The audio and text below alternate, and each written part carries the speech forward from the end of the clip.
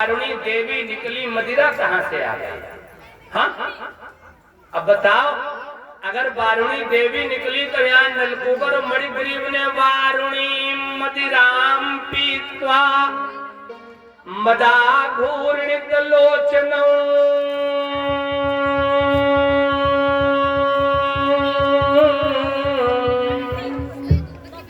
नलकूबर और मणिग्रीव ने क्या पिया? वारुणी नाम की मदिरा पी कि नहीं पी? अब वर्तमान में भी हमें तो शिवपान भैया ज्यादा नहीं मालूम, और वैसे आपको भी नहीं मालूम होगा क्योंकि आपके क्षेत्र में सब पुण्यात्मा ही रहते हैं, है ना? आजकल मदिरा के कितने नाम हैं, क्यों? हाँ, ये तो आप ही लोग जान सकते हैं। बोलो गोविंद भगवान की। अगर नलकूबर और मणिग्रीव ने मदिरा का सेवन न किया होता तो शायद इन्हें वृक्ष की योनि प्राप्त नहीं। इस कथा से मैं थोड़ा निवेदन करना चाहता हूं, अगर हो सके अपने जीवन में ऐसे मद्य पदार्थों से, घृणित पदार्थों से दूर रहने का प्रयास करना। न मालूम इस मदिरा ने कितने घरों को बर्बाद कर दिया, न मालूम इस मदिरा ने कितनी बहन बेटियों की मांग का सिंदूर उजाड़ दिया, न मालूम इस मदिरा ने कितने बालकों को अनाथ बना दिया, न मालूम इस मदिरा ने कितनी माताओं की गोद को सूना कर दिया। एक कवि ने प्यारी पंक्तियां लिखी हैं, पागल बनाती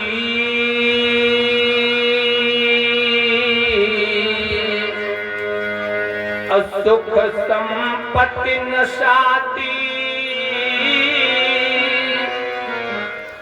बिन आई मौत लाती, यमराज की जनानी है।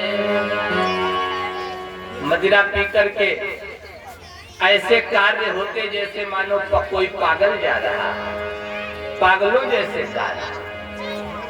पागल बनाती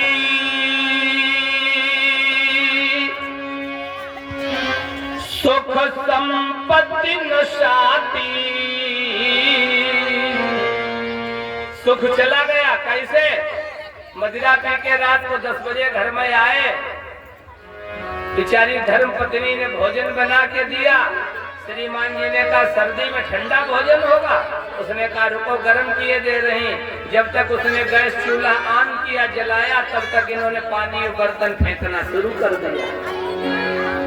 बोलो क्या सुख रह जाएगा? परीक्षित जी मरता क्या न करता। किसी के पिता ने अगर तुम्हारे हाथ में अपनी बेटी का हाथ पकड़ाया, अपने यहाँ जो सुसंस्कृत माता बहन बेटी है, जीवन भर तुम्हारी दहली के भीतर रहकर दुख उठा करके अपना जीवन गुजार लेती, क्या वो पत्नी तुम्हें सुख दे पाएगी? सुख चला गया। संपत्ति कैसे जाती? एक माता के लाल को खांसी आने लगी, सोचा चलो डॉक्टर के पास चलें, दवा दिला दें। माता जी जैसे ही चली, उधर से एक शराबी महोदय आ रहे थे, चाची पाए ला गए, खुश रहो। कहाँ जा रही हो? तुम्हारे भतीजे को दवा दिलाने जा रही, खांसी आ रही, सर्दी बहुत है। शराबी ने कहा इसे एक ढक्कन पियाए दो, एक ढक्कन पिला दो। शराबी ने कहा पिला दो। चाची ने कहा भैया शराब पीने से खांसी नहीं जाती। चाची ने कहा शराब से खांसी नहीं जाएगी। शराबी ने कहा पिलाओ चाची, चली जाएगी। खांसी कौन चीज है? चाची कह रही शराब से खांसी नहीं जाएगी। शराबी कह रहा पिला के तो देखो। चाची ने कहा नहीं जाएगी। शराबी कह रहा चली जाएगी। चाची ने कहा कैसे जाएगी?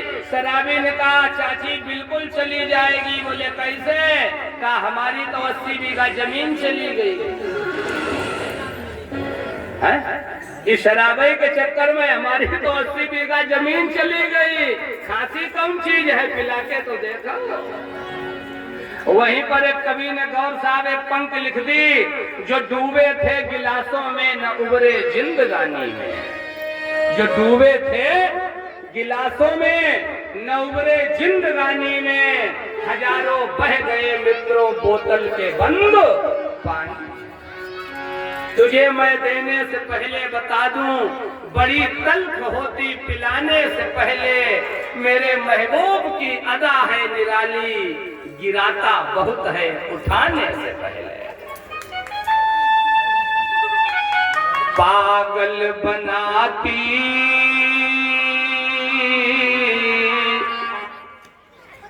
सुख संपत्ति नशाती, अब बिन आई मौत लाती, यमराज की जनानी है। बिन आई मौत लाती, शराब पी करके। और जिस समय उसरा हर विधुना रोड पे चलते, 5-6 मीटर के रोड की चौड़ाई कम पड़ जाती है, मोटरसाइकिल कभी इधर कभी उधर बीचों बीच में चल रहे। उधर से ट्रक वाला हार्न दे रहा, भैया हटाओ, रोड तो इनके पिताजी का है, जो हट ही नहीं रहे। उसने मारी टक्कर, बमुनिया न गिरे जाए। घर इंतजार हो रहा हूँ, अपार हूँ। बिन आई मौत लाती, यमराज की जनानी है। लाखों घर घाले, पता नहीं कितने घरों को इस मदिरा ने बर्बाद कर दिया। अभी मैंने बताया था, न मालूम कितनी माताओं की गोद को सूना कर दिया, न मालूम कितने बालकों को, संतानों को अनाथ कर दिया, न मालूम इस मदिरा ने कितनी बहन बेटियों की मांग का सिंदूर उजाड़ा। जिसे शंका हो, आदरणीय डिप्टी भैया, मैं पता नोट कराए दे रहा हूँ, चले जाना। जो लोग नैमिषारण्य गए होंगे, संतोष भैया, है ना, आप जब जाते हैं माधवगंज होते हुए नैमिषारण्य, तब एक जगह पड़ती बघौली चौराहा।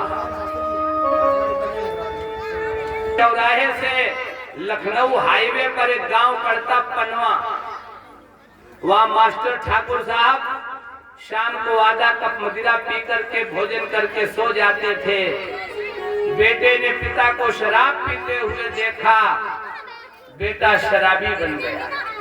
इतनी शराब उसने पी, इतनी शराब पी, सुबह शराब से ही कुल्ला करता। एक दिन रात को बहुत पानी बरसा, इसने रात भर शराब पी। सुबह मोटरसाइकिल से घर से चला बघौली जाने के लिए। घर से रोड तक खड़ंजा था, खड़ंजा ईंट वाला। उसने मोटरसाइकिल मुड़ाई, मोड़ पे मोटरसाइकिल स्लिप हो गई, सामने खेत में जाकर के मोटरसाइकिल सहित गिर गया। घुटनों के बराबर उसमें पानी था। खेत में रात भर बहुत पानी बरसा, जुता हुआ खेत, उसमें मुंह के भर गिरा। शरीर में इतनी शक्ति नहीं थी उठ पावे। थोड़ी देर में उसके प्राण निकल गए।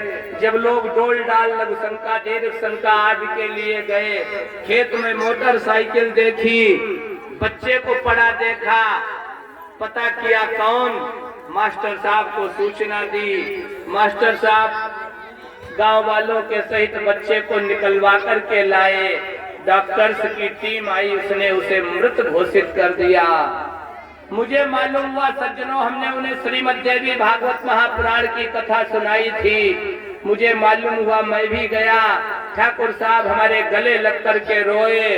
कहा, पंडित जी, अगर मैं शराब न पीता होता, अगर मैं शराब न पीता होता तो शायद मेरा घर बर्बाद न हुआ होता। घर में जवान बहू, बोलो किसे जाकर के अपना मुंह दिखावे, है कि नहीं? इसलिए मित्रों, हाथ जोड़ करके हमारी प्रार्थना है, अगर हो सके अपने जीवन में ऐसी घृत वस्तुओं से दूर रहने का प्रयास करना। लाखों घर घाले पड़े हृदय बीच छाले, शाम को शराब पी कर आए, पड़ोसी को गालियां देने लगे। बोलो क्या वो पड़ोसी जीवन में बात करेगा? क्यों? कभी कभी लोग कह देते पंडित जी हम बहुत बढ़िया वाली पिए, फलों का जूस पीते। हमने कहा परमात्मा ने बुद्धि दी। हमने सुना है फलों को जब सड़ाया जाता, गलाया जाता, उसमें कीड़े पड़ जाते हैं, है ना, तब मदिरा बनाई जाती। परमात्मा ने तुम्हें बुद्धि दी, फले काहे नहीं खाए ले? खाओ काजू पिस्ता बादाम, खाओ सेव केला संतरा और शेर जैसे दहाड़ो। अब पियो कौआ। अब 20 साल में लोग कान लगे दौआ। बोलो गोविंद भगवान की। लेकिन हमें लगता दादा ये 5 मिनट का समय बेकार ही चला गया। आपके क्षेत्र में तो सब देवता रहते हैं, यहाँ कोई शराब का नाम भी नहीं जानता। अगर हो सके कथा को जीवन में धारण करना। एक बार पुनः हमने कहा था, मेरी बात एक बार